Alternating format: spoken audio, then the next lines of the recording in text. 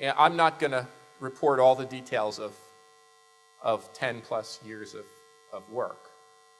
Trust me, I could stay here and talk to you for a long time because, as you know, all professors come from the Fidel Castro School of Public Speaking, which means we could be here for like a month. But we have a little time, and in that little time, let me just tell you the 3 or 4 big things, the big things we found in the 3 books that have been published already, and then just a little teaser about what some new things that you haven't read yet because they're in the new book that's about to come out in another month. Well, the first thing that we found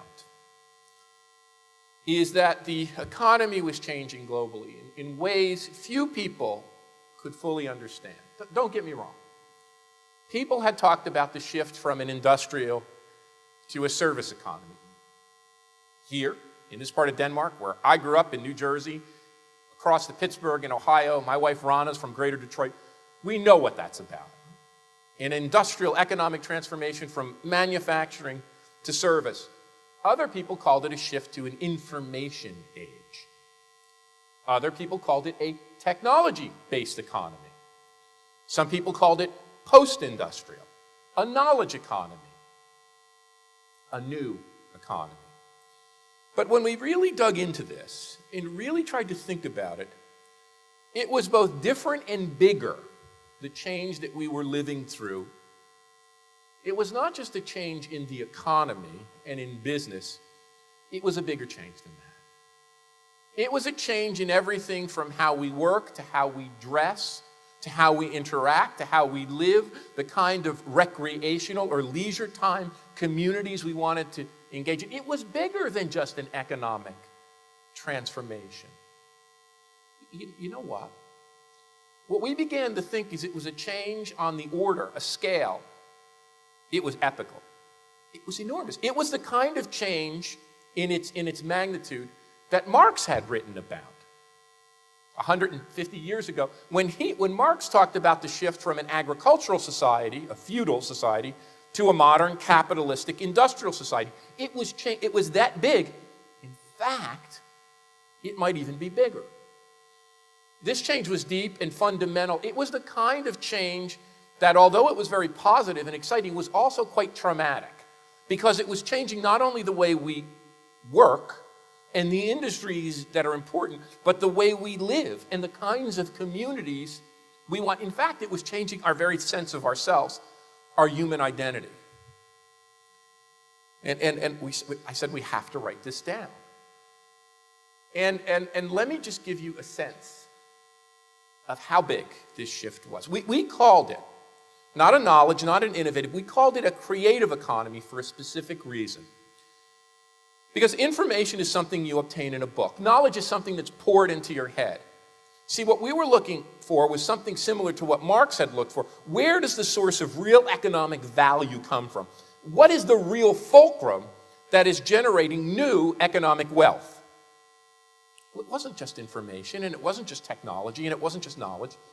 Just like Marx had said, it was factories and human labor that generated the Industrial Revolution. Now it was the human mind. It was our very human creative capabilities that was the economic driving force. For the first time in human history, we were moving from economies that were dominated by natural resources and raw materials and physical locations, ports, gigantic cities with manufacturing complexes, physical labor, to one where the human mind, the intellect itself, our mental capacity was the driving force in our economy, our creative capabilities. This innate human capability, just like we all share our ability to do physical labor, we all share this ability to engage in creative activity. And so I didn't call it the knowledge economy, I didn't call it the information economy, I called it a creative economy. And the statistics were the ones that convinced me. When we looked at the statistics for the past century or so, here's what we found. In the year 1900, If you look at the United States, if you look at Scandinavia, if you look at Europe or some of the advanced Asian countries, in the year 1900, most of us still worked, just a little more than a century ago. Most of us, our grandparents and great-grandparents, most of them still worked on farms or around, in smaller urban communities supported by agriculture. A growing number of us began to work in manufacturing industry. My grandparents came from Italy to the United States right about the turn of the 20th century. They came from farming communities and moved to New York area and began to engage in manufacturing at the early part of the 20th century.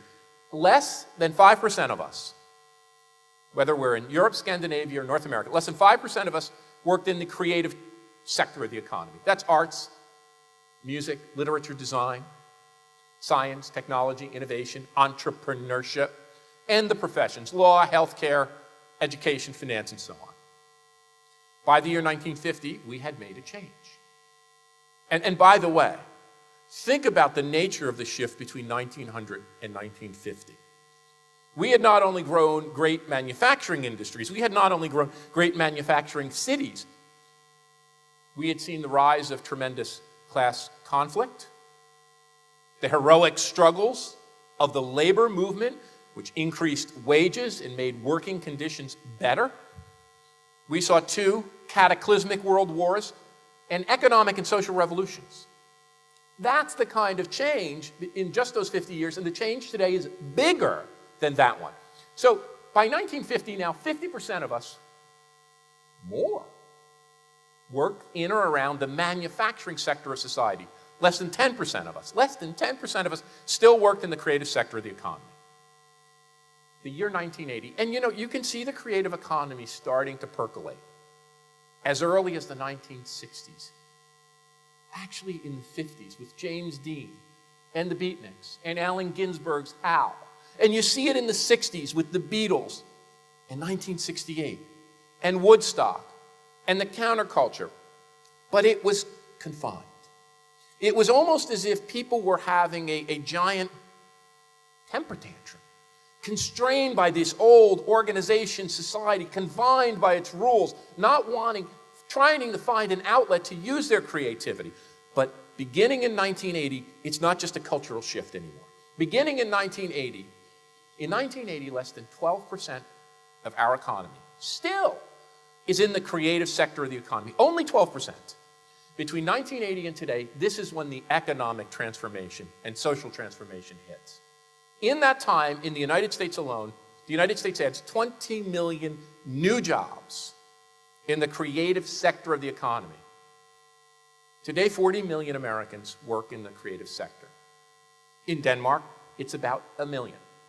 Whether we're in Denmark or Sweden, in fact, in Scandinavia, are a little bit higher. In the United States, it's about 35% of the workforce works in the creative sector of the economy: science, technology, innovation, entrepreneurship, arts, culture, design, music, entertainment. Entertainment is a bigger economic sector today than automobiles or steel.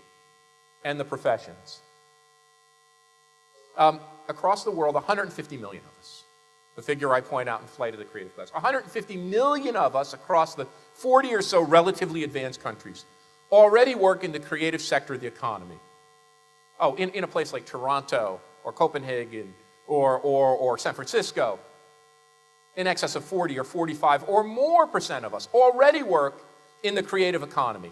And get this, when you add up all the wages and salaries paid, and you divide the economy into 3 sectors: manufacturing, a service, and creative, the creative class accounts for more than 50% of all wages and salaries in the advanced industrial countries today.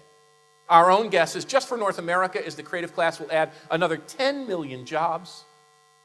It is the growth, it is the driving force, it is the equivalent force to the blue-collar industrial labor force in the industrial age, and it is the driving force of future growth. And it's changing everything. And that's what Rise of the Creative Class talks about. It's changing work, how we manage, how we live our communities.